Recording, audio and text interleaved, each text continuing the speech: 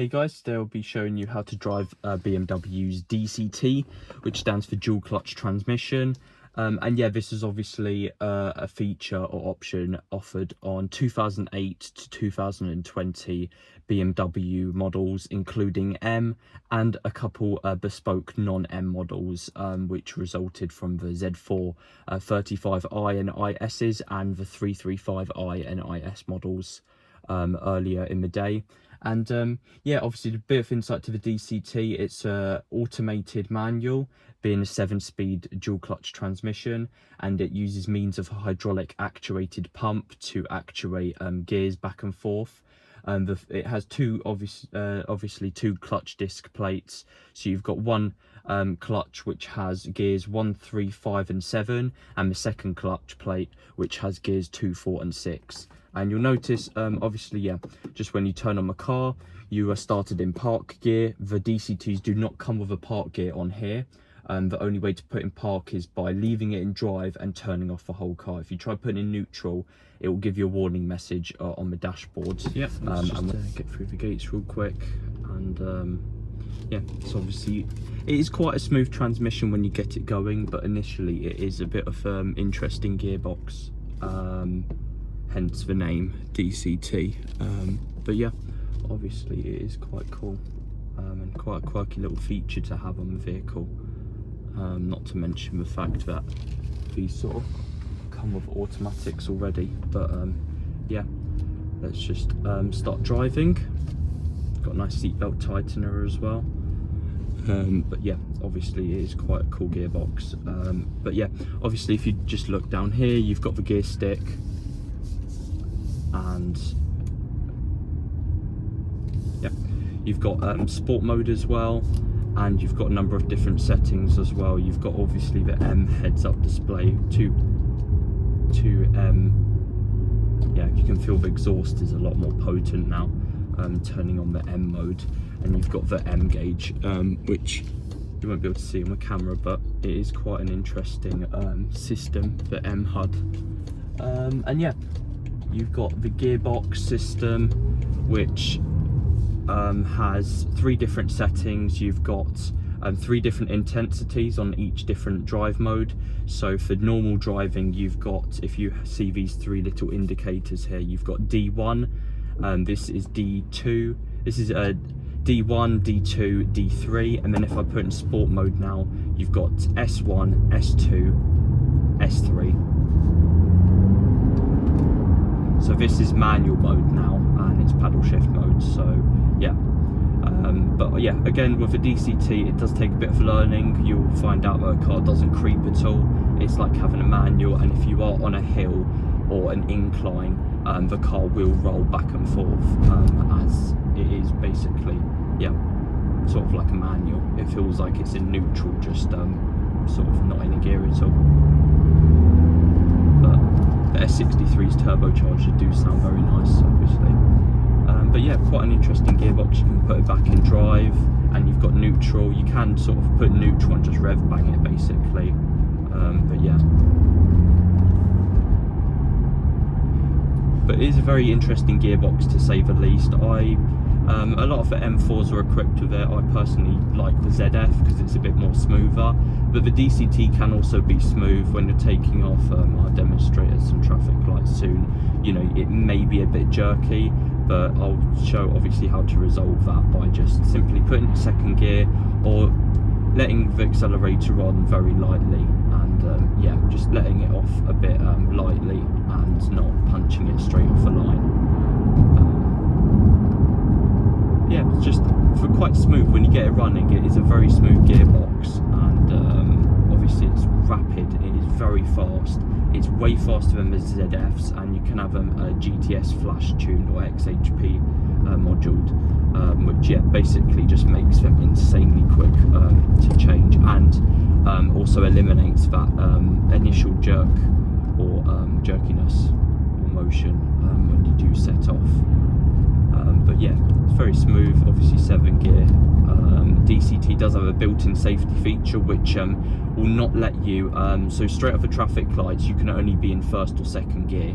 You can't go higher than that, which I don't think would be too detrimental, but obviously you know, if you want to shift below a certain point, it won't let you do that, so you know, you don't blow up the engine or risk any damage. But yeah, it does feel, in first gear it will feel a little bit jerky here, but yeah, we'll just see what happens. Obviously it does look very nice. Obviously, like I said, you've got the 3 different dials here, you've got 3 different settings for the steering, suspension and throttle response, which will effectively change the gearbox mapping a little bit, but it is mainly this drive logic button here, which is that's what BMW's patented system is. It's drive logic. So when you click this button, so you'll feel it's sort of jerky a bit now, very jerky. So if you just put in second and let it off quite lightly, it won't be as jerky. But yeah, obviously you can feel that initial motion, it is quite noticeable. But when you do get it rolling, it's a relatively smooth gearbox. It's nice for cruising. It's not you know, it's not terrible. And you know, BMW have sort of thought of that when designing it. But this is sort of a trade-off you have to have when having a high performance gearbox like this. Not everything can be perfect in life, so yeah. I think it's a relatively good trade-off for high precision, speed and sort of cruising along the motorway at high speed. But paddle shift are very easy to use, and yeah, DCT was offered on the M2, 3, 4, 5, 6 and also the X5M, X6M and basically most of the M models which came around at the time. The earlier E90s had them as well, the E9X models, and 335 onwards and Z435i onwards as well. So effectively quite a few cars in the BMW lineup did have the DCT gearbox, but it is a bit strange because on the 35i models they seem to have a part gear. They're basically, I think they're a bit of a different DCT because they don't have the same gear gear stick like the SMG DCT style we've got here. But yeah, very interesting obviously. But yeah, if you put in second, you know, you don't have that jerkiness.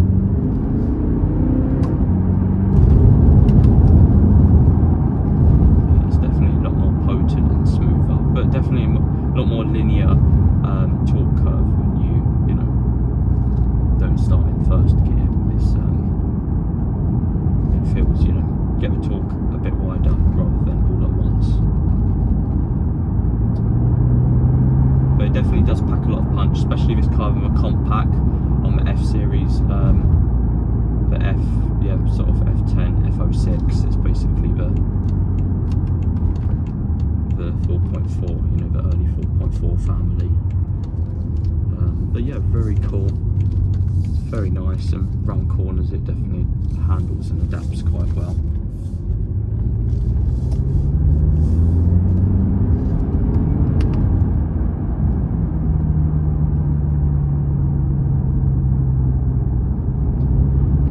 I don't feel as much though when you're in S2, and S3 sort of, those modes, as much as the drive mode like the D1, D2 and 3, because you're sort of manually shifting in this mode, whereas if you just put it in drive and you have the third gear, it actually does do something. You can feel, you know, it's shifting lanes. But when you have a manual mode, I don't really feel like it makes any difference. It just sort of maybe tells you to shift later, or yeah, it's just a bit strange really. But you can definitely notice that it shifts a lot later now. It's waiting quite a while past 3,000 RPM. But if I put it back down to D1 or D2, you'll see it instantly kicks down. It kicks down to 4. If you put in D2, still sticks in 4. But D3, now it's second gear actually. So yeah, it's sort of D2 puts it in third currently, then you know D1 puts it in fourth, and then D3. Yeah, it's kicked it back down to second. But it almost like when you're in D3, it almost feels like you want to shift because it feels a bit uncomfortable, you know, holding the revs at a low speed. But it's more optimised for high speeds or sort of racing. You know. But you'll notice back in manual mode, it doesn't make a difference, to be honest. BMW have implemented that system where you do have S1 to 3 instead of so the D alongside with the D1 to 3 modes. But yeah, that's basically BMW's drive logic system summed up in one. It's just the ability to sort of you know, adapt to your driving through the gearbox.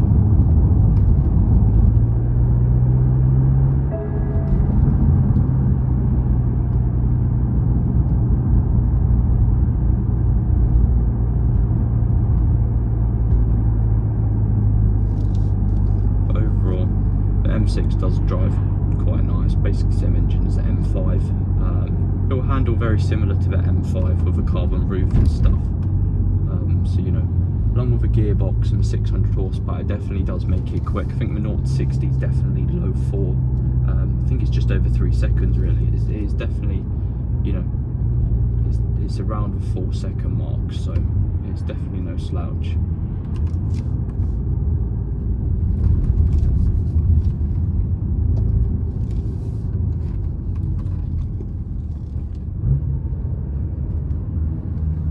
Notice the sort of jerkiness there, so if you just sort of put your foot down a bit lighter or just start in second, you won't feel that, because obviously the second gear is on the second clutch plate, so it's a more smoother gear ratio. But yeah, definitely it's really nice to drive, honestly. The icons look really cool on the outside as well, especially on this model.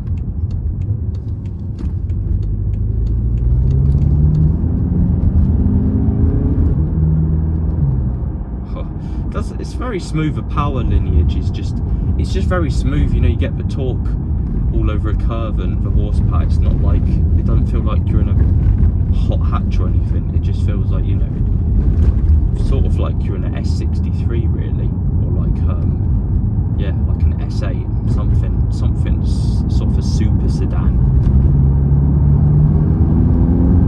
You know, the S63's turbo's just kicking straight in. Barely any turbo lag, they're just pre-primed already, and you've got that massive monstrous spalling noise.